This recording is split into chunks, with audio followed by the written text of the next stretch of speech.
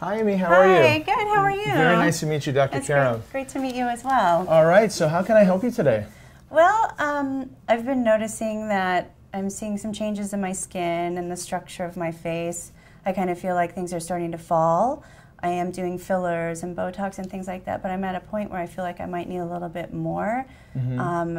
Like lately, people have been asking me if I'm tired, and I'm not, but I'm concerned that that's because things are changing in my skin, so I was looking for some of your recommendations. Absolutely. That's a common concern we hear from a lot of patients, basically that they start to look a lot older than they actually feel, right? I mean, you can probably relate to some of the fact that internally you feel just as youthful as you were 10, 15, 20 years ago, but now in photos or in pictures, you start to see that you no longer have that look that you once had, and it kind of creates a little bit of a discordance between the way you feel on the inside as the way you're reflecting on the outside.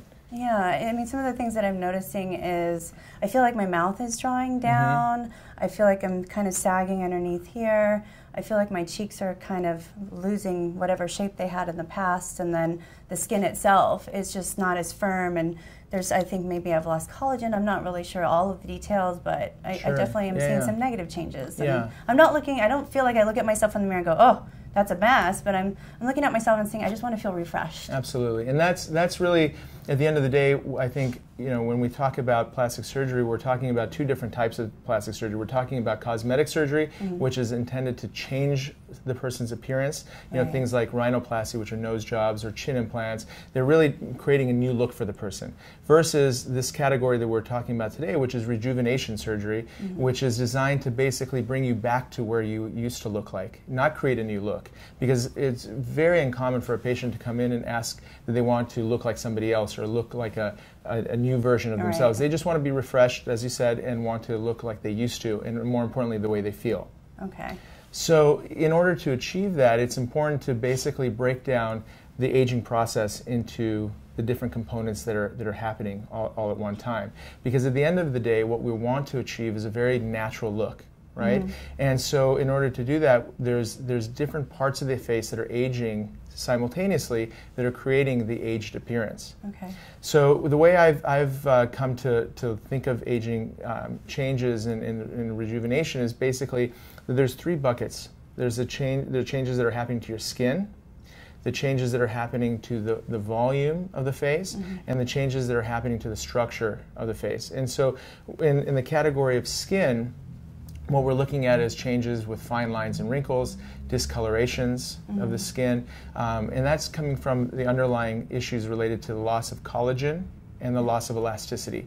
Because once we get to the ages of late 30s, early 40s, we're starting to lose collagen at a pretty rapid rate, and the elasticity of the skin is starting to diminish, and as a result we start to look and we start to see the skin thinning and becoming a little bit more excess or more elastic looking.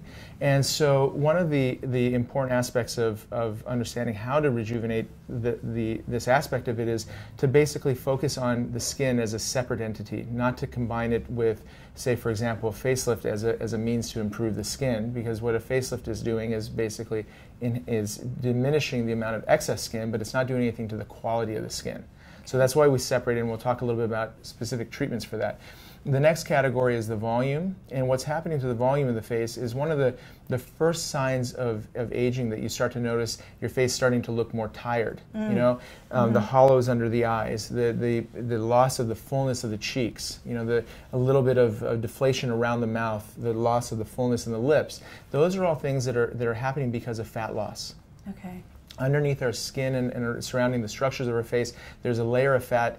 And during our teens is very, very full, and through our 20s it starts to diminish just a little bit, and in the 30s it starts to get even more diminished, and by the time we get into the 40s it starts to really show signs of aging. Yeah. It seems to happen faster as soon as you hit 40. Is where I really started noticing significant changes happening faster. Exactly, and what's happening, from a genetic point of view, is that the facial fat is very different than the fat in the rest of our body.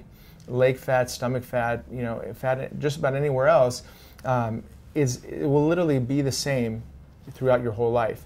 But facial fat and actually hand fat as well begin to diminish once you get to the ages of late 30s, early 40s, and as you mentioned, the rate of loss becomes a little bit greater. So the net effect of that is a more deflated, more hollow looking face that is a telltale sign of somebody who's aged and then looks tired as a result. And whether or not the combination of the loss of elasticity coupled with the loss of volume leads to the third component, which is the sagging that everyone thinks about when they think about somebody who's aging. The sagging takes place in areas around the eyes, the jawline, the neck. You know, those are areas where we start to see skin becoming a little bit excessive around the upper eyes. Skin becomes a little excessive around the lower lids. The jawline and neck, as a result of that, start to take a different shape. Instead of having that nice oval, or what we refer to as a heart-shaped configuration to the face becomes a little bit more rectangular or square-looking as the jowls start to come down. You're telling my story right now. So the thing is, these are the things that allow us when we're looking at somebody across a room or even across the street. You can put them into certain age categories even without getting up close to them, because the overall shape of the face is no longer the way it used to be. And so the underlying principle of facial rejuvenation really starts with trying to reestablish that youthful shape. Okay. And so what that youthful shape encompasses is fullness in the upper portion of the face with less fullness in the lower portion of the face. And remember, as we mentioned, you start to get heavier here, neck becomes heavier as a result of fat excess, and the entire shape of the face now has to be restored. So that's the third component that we're discussing.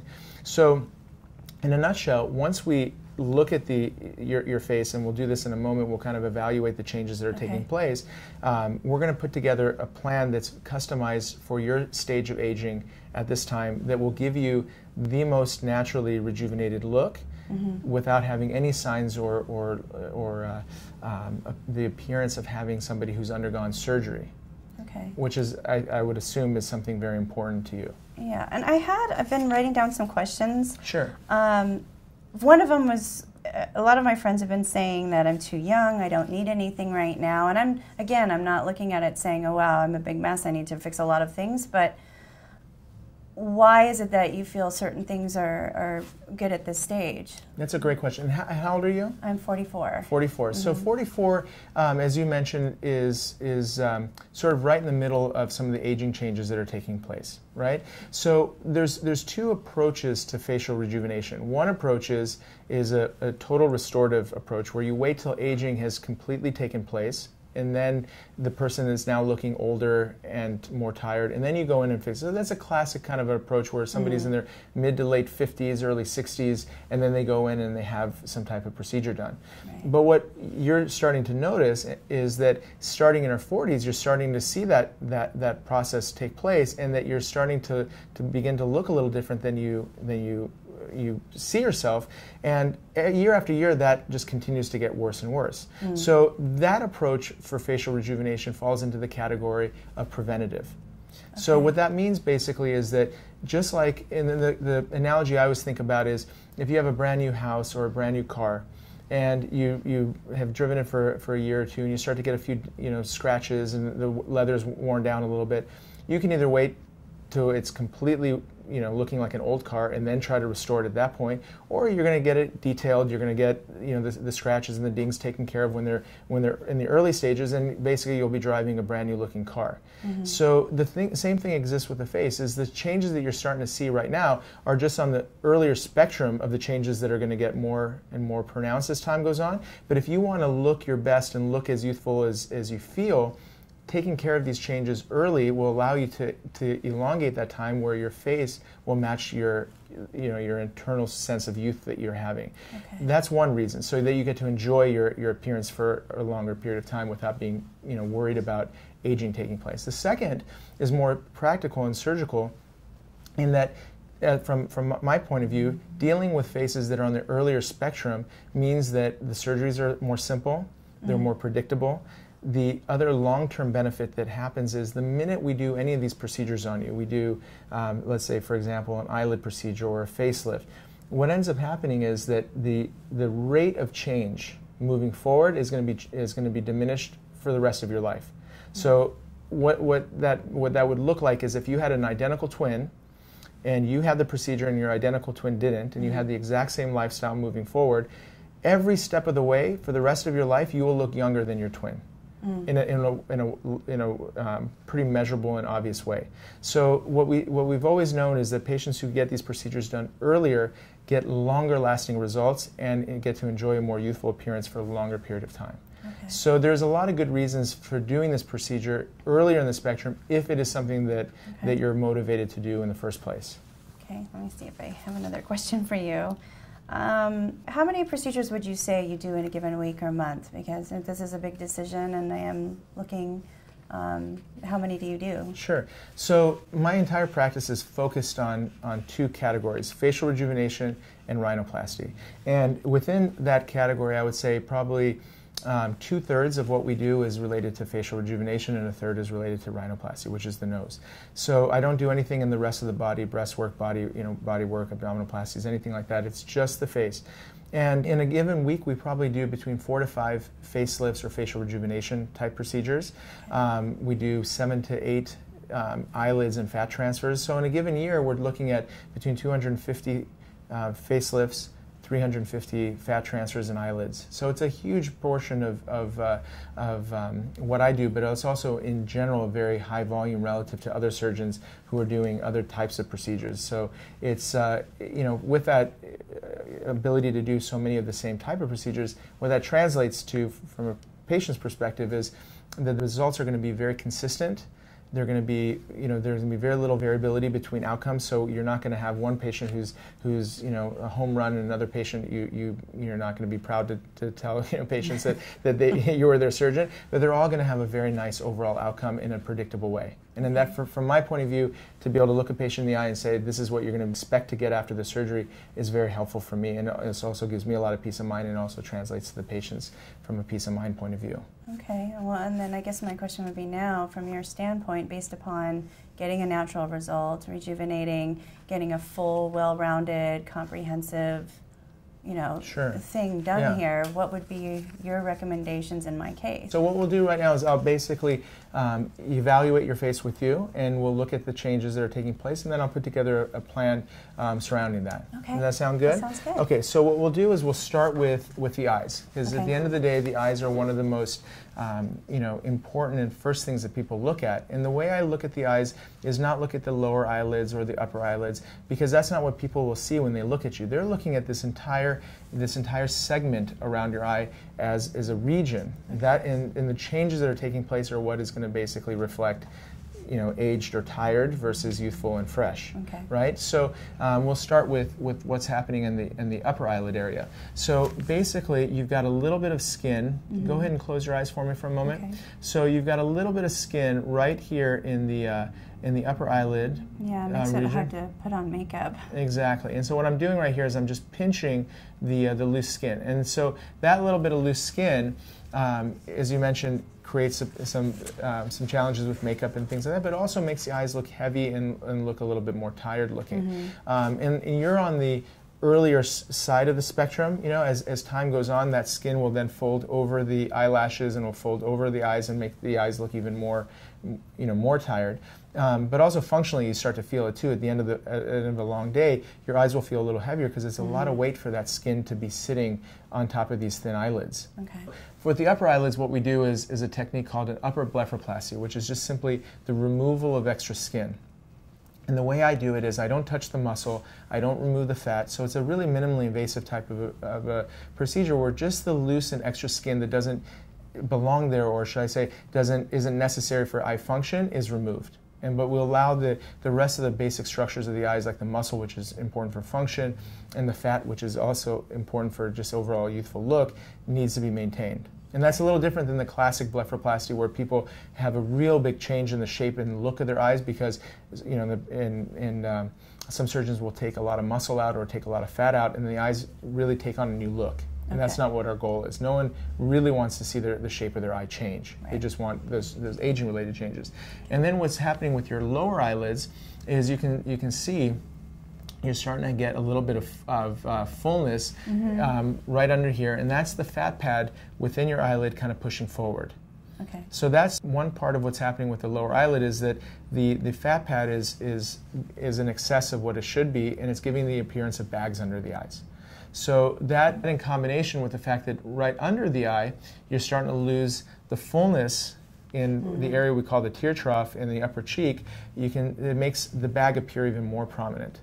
So what ends up happening in this kind of a situation is we want to basically remove the extra fat from the lower eyelid, but we want to add fat below the eyelid to fill in the hollow or that trough, so that you get a nice balanced contour between your eyelid and your cheek. Okay. Because one of the things that makes the eyes look tired is what's called the eyelid-cheek junction, which is the distance between the top of your eyelid down to the start of your cheek. And once you look at your photos from before, or look at younger eyes, you see that there's a shorter eyelid-cheek junction, because the second you get past the eyelid, it goes straight into a cheek. Whereas in your case, the eyelid goes down all the way to about 1 centimeter below, and that makes the eyes look more aged or more tired. Okay. And then the final piece that we'll do with the lower eyelid is remove a little bit of extra skin from the lower lid. And in some cases more skin is required, in some cases a little bit less. And in your case, just a little bit of tuck of that skin will help with some of the fine lines and loose skin around that area, and make the eyes look even better. Okay. The other aspect that we're looking at basically is the volume surrounding the eyes. So when we're doing the fat transfer to fill in from below here, we're also going to add a little bit of fat to the cheeks, and a little bit to the outer portion of the cheeks, a little bit to the temple, a little bit down around the mouth. And that's the reason why the volume augmentation needs to be done in a balanced way like this, is because it doesn't make any sense why the upper portion of your face should look really young, while the full and youthful, while the lower half of the face should look more deflated and empty. So when we're doing a fat transfer for people who are in their 40s, we usually want to do it in a comprehensive way. Okay. So that's the idea with the fat transfer, will be then to basically augment every part of the face that has lost a little bit of fullness. Okay. And then the final piece, when it comes to the first two components, is basically taking care of the skin and some of the fine lines that are surrounding the upper lips and the overall skin texture. We'll use a laser to help resurface and refreshen the skin, and that'll help get rid of some of these lines. The nice thing about doing that at the same time as the rest of the procedures is they both have a downtime of about 1.5 weeks to 2 weeks. So getting it all done together will help enhance that at the same time. And then the final piece, as we're kind of working our way down the face, is some of the early changes you're starting to see along the jawline and the neck area. Yeah, I've been noticing that even when I lose weight, there's still something here. My mom has a little bit of that as well. I think it might be a little genetic. Yeah, absolutely. And the thing is, at the end of the day, no offense, Mom. Sorry. At the end of the day, everyone is going to develop this. Some people develop a little sooner in the aging spectrum, some develop it later. But the important thing is, wherever you are on that spectrum, if it's starting to bother you now, as we talked about before, it's only going to bother you more next year and in the following year, So it's one of those things where you're on the more mild side of the spectrum, but you can start to see there's some heaviness building underneath the neck and a little bit of settling along the jawline. So a conservative type of a lift where we come in here and we remove this fat pad that is accumulating some of the extra fat in here. We will remove through a small incision under here, and then by lifting up the cheeks and the jawline and neck, we can then bring everything back up into position and create a really nice balanced look that has that heart-shaped configuration that we were talking about again. And that procedure is called, in my practice, is called a short incision facelift with an extended neck lift. Oh, okay. Okay. And what does that mean, the short incision? The short incision face. So traditional facelift incisions essentially run an incision that are up inside the temple, and then they go around the ear, and then go in through the back of the neck around here. So it's a rather long incision, and there's nothing wrong with a longer incision, or there's nothing magical about a short incision. But what really makes our facelifts special is the fact that it's a vertical lift. It means that the tissues are not being pulled back sideways, which sometimes creates that kind of windswept look. Yeah. It's more upward. Okay. Right, and I'm sure in the mirror you've done that to yourself, and, and you've gone in that direction. And the fact is, that's where your face looks familiar to you. When you bring it back up, it looks normal to you. So that's what we want to. That's exactly the position we want to take things in. As a result of going vertical, we don't need very long incisions. That I described as a traditional facelift. We really need an incision that's going to be around the temporal hairline, down around this ear, and just behind the earlobe. And so it's considerably shorter than a typical facelift incision, but it's done because we don't need to make a longer incision to get what we need to achieve because of the vector of lift. Okay. Wow, you give me a lot to think about. A lot of information. It is a lot of information. Yeah. And I guess my question is, once I get into this, can you maybe just ballpark what, I know there's certain things take a longer, shorter period of healing time. Yeah. What does maybe a year look like in terms of healing? Absolutely, yeah. So I'll give you kind of the various stages of healing. So we typically tell patients it takes about 2 weeks to get over the bulk of the healing. So what that means is that by the time you get back to work, your functional life, you won't be scaring young children at a supermarket type of a look, So, but in the first 3 or 4 or 5 days after one of these procedures, you're in no condition to be going out and about because you're going to look swollen. Your skin will be from the laser will look red, and you'll have ointment on. So you're really going to be in a position where you want to kind of hide out for about a week or so. So you prepare your week that way, and then starting around day 5 after the procedures, things start to get better very quickly. So the first 3 or 4 days, you're actually going to increase in terms of swelling and that type of thing, and then starting on day 5, you see rapid improvement that continues pretty quickly up until about 14 days. And then by that point, with some makeup and things like that, you're good to go back into the normal swing of life. You can't exercise for at least another week or 2 beyond that because that could increase your swelling. But every single day or week that goes on beyond that, things are just going to get more and more settled and better looking. So you have to be patient in the sense that you don't expect it to be perfect by 2 weeks, but you're certainly good enough to get go under the radar and get back into life. And what the 2 weeks and beyond looks like is that the incisions will still be a little bit red, so you're going to use makeup to cover them. The tissues in this area may look relatively normal by 2 to 4 weeks or so after the procedure, but they're still going to feel a little numb, and they'll still be kind of hard because of the swelling that's underneath. And every week or month that goes on beyond, up to about 3 to 4 months, that swelling will subside and things will start to feel normal again. And the only caveat is that the 2 things that take longer to get to your final result are incisions take a little longer because an incision will continue to improve up to a year and a half after any type of incision is made. So you're just going to have to be patient with that and nurse it along with sunscreen and scar gel and things like that to help it heal the best it can. And then the fat transfer is the other component that actually looks better as time goes on. And why that is because fat is living tissue. It's functioning tissue. So we're going to take it from one part of your body, create a new home for it in your face, but at first the fat isn't interested in doing what fat does, which is taking sugars from the blood and storing it as fat. What it's doing is it's basically working very hard to establish a blood supply and become a surviving member of this new community that's been introduced to. So as a result, the fat looks a little less full than it ultimately will. So you're going to see a little drop in the overall volume right around the 2nd or 3rd month, and then starting around 6 to 9 months to a year and a half to 2 years, things are just going to get a little bit more full and more balanced looking. So it's a lot of times people think of it as the gift that keeps on giving because they really do look better as time goes on after a fat transfer.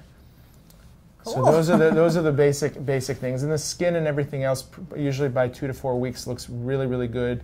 You're covering your need for makeup or anything else to get the redness out of the way is gone at that point. And then the next stage of your anti-aging then basically becomes maintenance, which is related to things like skincare. Making sure you're on the right type of regimen that you're going to do at home, coupled with some of the things that we're going to do in the office for you, things like Botox, which is one of the important long-term anti-aging pieces that you're going to keep in place, because a lot of times people think, well, if I have surgery, I don't need to do Botox, but the underlying issues are completely different. The muscles are still there. Exactly, the muscles are still there, and they're still firing around the eyes and the forehead, so they need to be slowed down with the use of Botox. the use of some chemical peels and lasers to help the skin continue to be active and create more collagen and function in a more youthful way is going to be an important part of your long-term anti-aging process. Okay. Well, you've given me quite a bit to think about, but I really thank you for your time. Thank you for taking so much time to explain everything. Absolutely. I really appreciate that. It's really nice to meet you. Very nice to meet you as well. Thank you very much, Doctor. Thank you, Amy.